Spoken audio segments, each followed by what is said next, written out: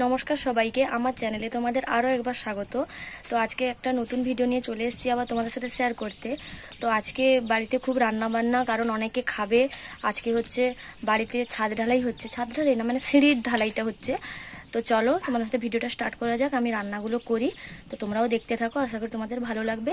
আর যারা আমার চ্যানেলে নতুন তারা অবশ্যই আমার চ্যানেলটি সাবস্ক্রাইব করে দিও। তো চলো ভিডিওটা স্টার্ট করা যাক।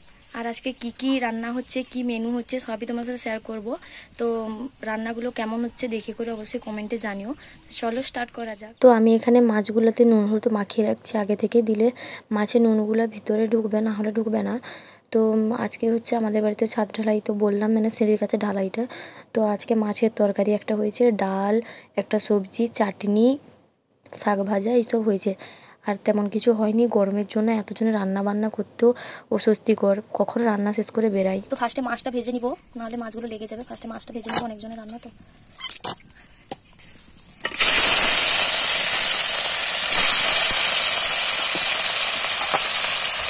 একে একে মাছগুলো দিয়ে দিচ্ছি, মাছগুলো ভাজা হয়ে গেলে তরকারিটা বসিয়ে দেবো। তো টোটাল 10 জন মতন খাবে। তো ঢালাইয়ের 4 জন, আর আমাদের বাড়িতে 5 জন, আর মেসো এসছে। মাছগুলো ভাজা হয়েছে, একে একে তুলে নেব।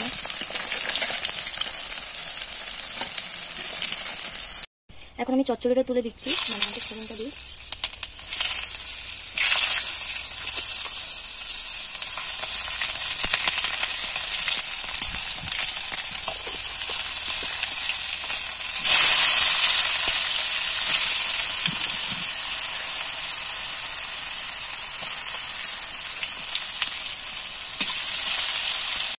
তো আমি এখানে সবজিটাও করে নিচ্ছি। সবজিটা হয়ে যাওয়ার পরে আমি মাছের ঝালটা করে নেব। তারপরে মাছের ঝালটা যেহেতু ও রান্না করবে বললো, সেই জন্য আমি ওকে সব গুছিয়ে টুছিয়ে দিচ্ছি। তারপরে ও রান্না করে নেবে, আমি সবজিটা বসিয়ে নিই তারপরে। তো আমার শরীরটাও খুব একটা ভালো নেই, তো গলা মানে ঠান্ডা লেগে গেছে, তাই গলাটাও হালকা ভারী লাগছে। তোমরা আশা করি অ্যাডজাস্ট করে নেবে একটু। আমার সাথে কথা বলতে বলতে প্রায় আমার সবজিটাও প্রায় শেষের মাথায়। তো এখানে ও মাছের ঝালটা করবে বলে আমি সব রেডি করে নিয়েছিলাম।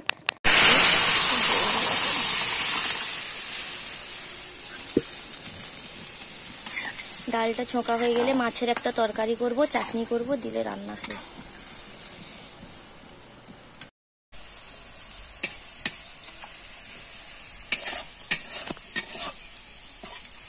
তো এখানে মাছের ঝাল রান্না করছে। তো কে রান্না করছে দেখো। তো এরকম বরকে নিয়ে কারা কারা রান্না করিয়ে নাও, তো কমেন্টে অবশ্যই জানিও।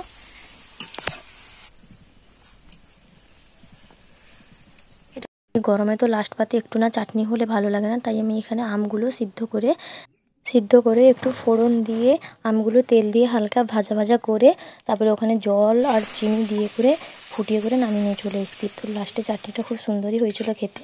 তো লাস্ট পাতে এই গরমে একটু চাটনি না হলে ভাত খেতেই পারি না। আশা করি গরমে একটু চাটনি সবারই লাগে, কি তাই তো?